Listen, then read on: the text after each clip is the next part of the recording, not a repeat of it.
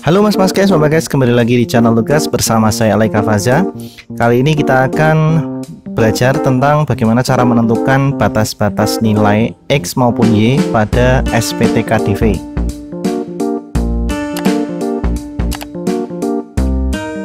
SPTK-DV itu adalah sistem pertidaksamaan kuadrat dua variabel ya. Jadi di video ini kita akan membahas ini satu sistem pertidaksamaan kuadrat dua variabel. Dan kita akan mencari batas-batas nilai X dan Y-nya.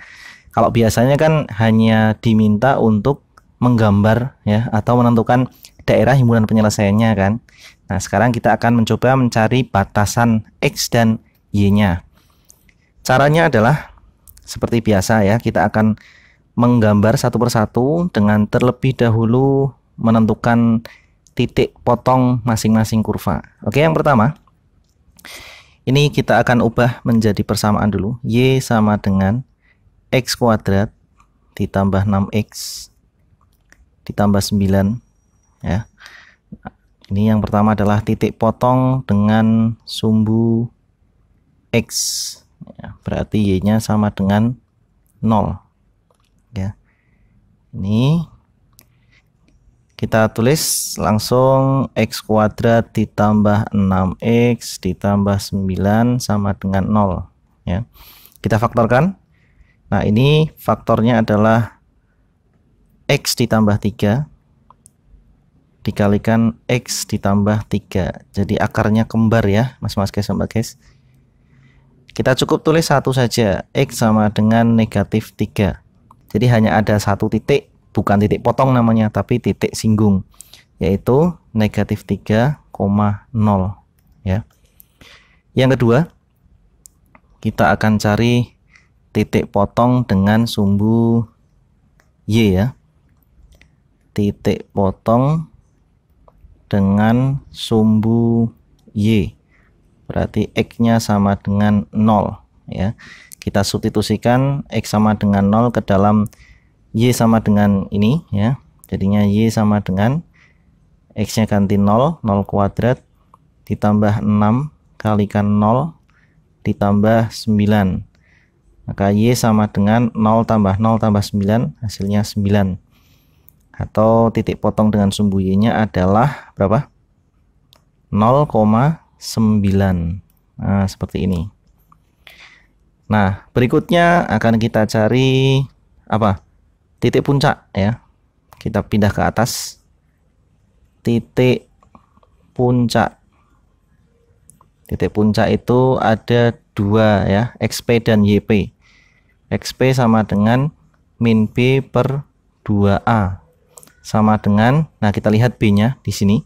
B-nya adalah 6, berarti negatif 6 per 2 kali A-nya 1 ya.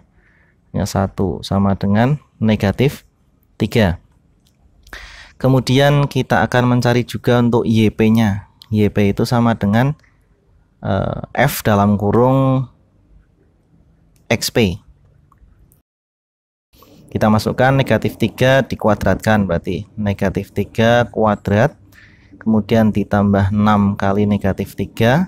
Kemudian ditambah 9.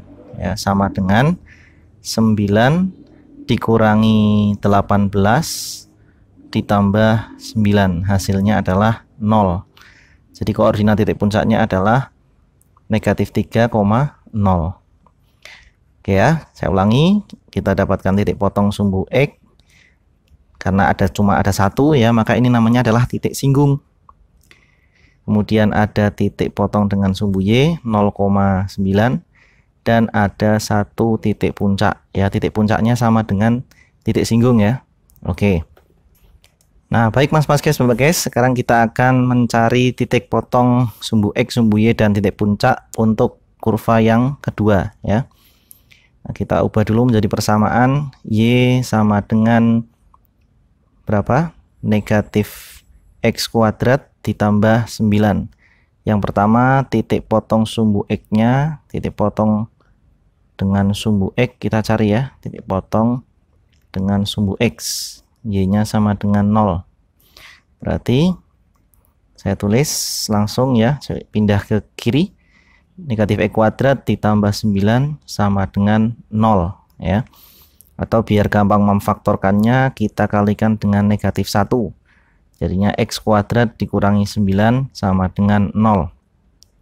Nah, ini bisa menggunakan pemfaktoran, bisa juga menggunakan cara memindah ini ya, memindah negatif 9-nya ke ruas kanan. Jadinya X kuadrat sama dengan 9, maka X-nya sama dengan plus minus akar 9 ya, bisa 3 atau negatif 3. Jadi ini titik potongnya ada 3,0 dan negatif 3,0 ya. Kemudian kita cari titik potong dengan sumbu Y ya. Tipot dengan sumbu Y, maka X-nya sama dengan 0 ya. Nah, sekarang kita masukkan nilai X-nya ke dalam fungsi Y sama dengan min X kuadrat ditambah 9. Jadinya negatif 0 kuadrat ditambah 9, atau hasil akhirnya langsung 9 ya. Jadi titik potongnya adalah 0,9. Nah, yang terakhir kita akan cari titik puncak ya. Titik puncak sama dengan cara sebelumnya. Ada X puncak, rumusnya min B per 2A. Ya, ini B-nya berapa? Ya, di sini tidak ada B ya. Tidak ada B. B itu apa? B itu adalah koefisien atau bilangan ya yang mendampingi variabel X. Karena di sini nggak ada variabel X, ya berarti B-nya 0. Kali 2, kok dikali, dibagi dengan 2 kali A-nya negatif 1. Nah, hasilnya 0 ya. Kemudian Y puncaknya. Y puncak itu F dalam kurung XP ya. Jadi ini kita ganti X-nya dengan 0. Nah, negatif 0 kuadrat ini kayaknya sama dengan si yang atasnya ya. Jadinya 9. Koordinat titik puncaknya adalah berapa tadi? 0,9. Nah, ada beberapa titik yang sama. Nih ya, 0,9 titik potong dengan sumbu Y. Kemudian 0,9 juga, ini titik puncak. Dan titik potong dengan sumbu X ada 3,0 dan negatif 3,0 ya. Nah, sekarang akan kita gambarkan ya titik-titik ini ke dalam bidang atau koordinat kartesius. Nah, sekarang ini Mas guys ya, sudah saya rangkum. Di sebelah kiri ada titik potong masing-masing kurva dan sebelah kanan ada koordinat kartesius ya. Di sini ada sumbu Y, di sini ada sumbu X.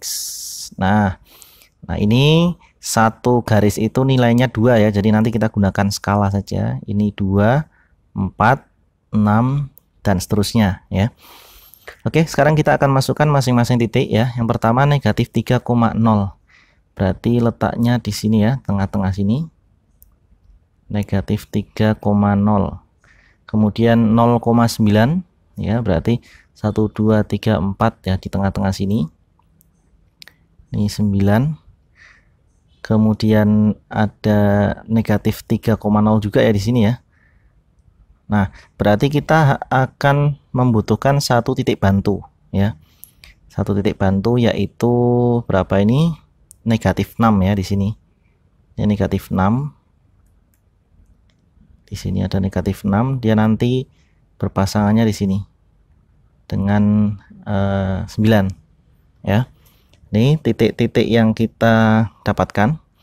Nah, kita lihat ya, koefisien dari X kuadrat ini kan positif ya, berarti nanti dia grafiknya itu menghadap ke atas.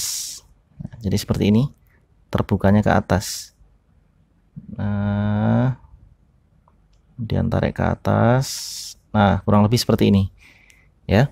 Ini yang merah, kurvanya penuh ya, garisnya penuh karena ada sama dengan di sini. Kemudian yang kedua, yang warna biru, titik potong sumbu X-nya negatif 3,0 dan 3,0, berarti di sebelah kanan sini ya, 3,0-nya. Kemudian ada 0,9 dan 0,9, berarti di sini juga. Nah, kalau si yang biru ini ya, karena koefisien X kuadratnya negatif, dia akan menghadap ke bawah atau terbuka ke bawah. Ini sudah cukup ya titik ini. Nah, sekarang kita akan gambar grafiknya atau kurvanya.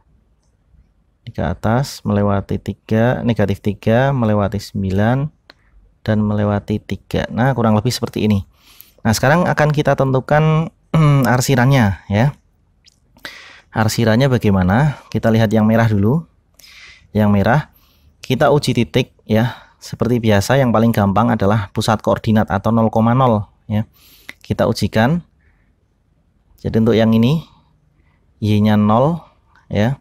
Lebih dari sama dengan X-nya juga 0, berarti 0 kuadrat ditambah 6 kali 0 ditambah 9. 0 lebih dari sama dengan 9. Ini salah ya. Kalau salah berarti kita arsir ya. Tadi 0,0 kan letaknya di bawah kurva merah ya.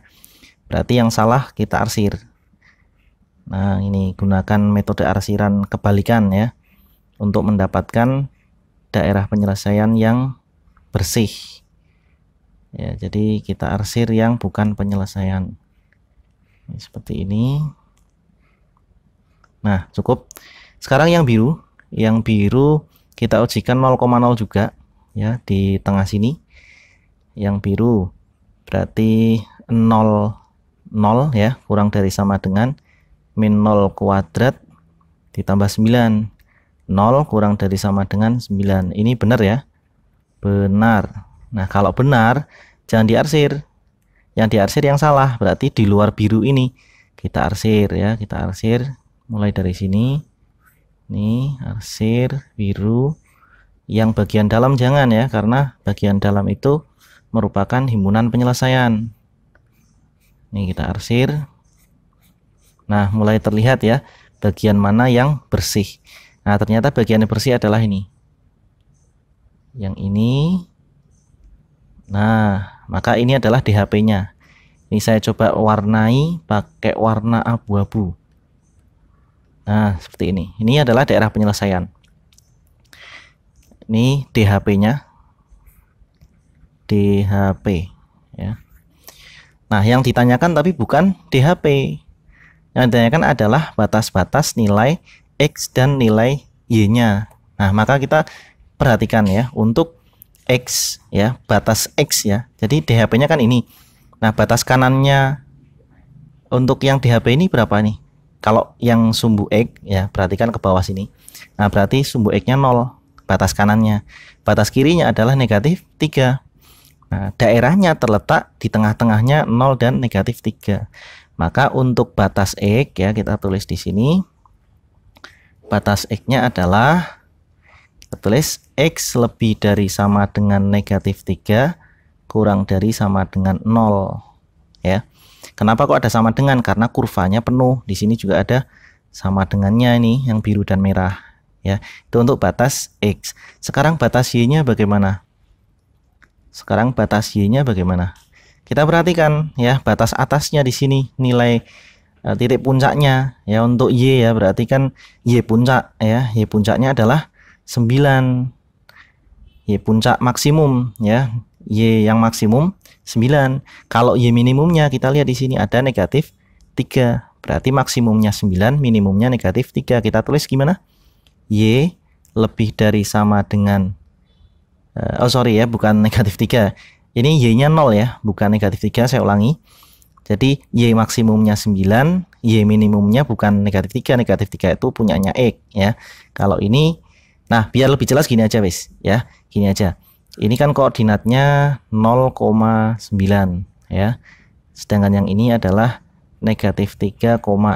Nah, berarti kita fokus pada nilai Y-nya. Nilai Y-nya maksimumnya 9, minimumnya 0 ya. Maka kita tulis Y lebih dari sama dengan 0 kurang dari sama dengan 9. Baik, itu saja yang dapat saya sampaikan dalam video kali ini. Semoga bermanfaat ya. Semangat belajar, jangan lupa cuci tangan sampai bersih. Cukup sekian dan terima kasih. Sampai ketemu di video saya berikutnya. Dadah.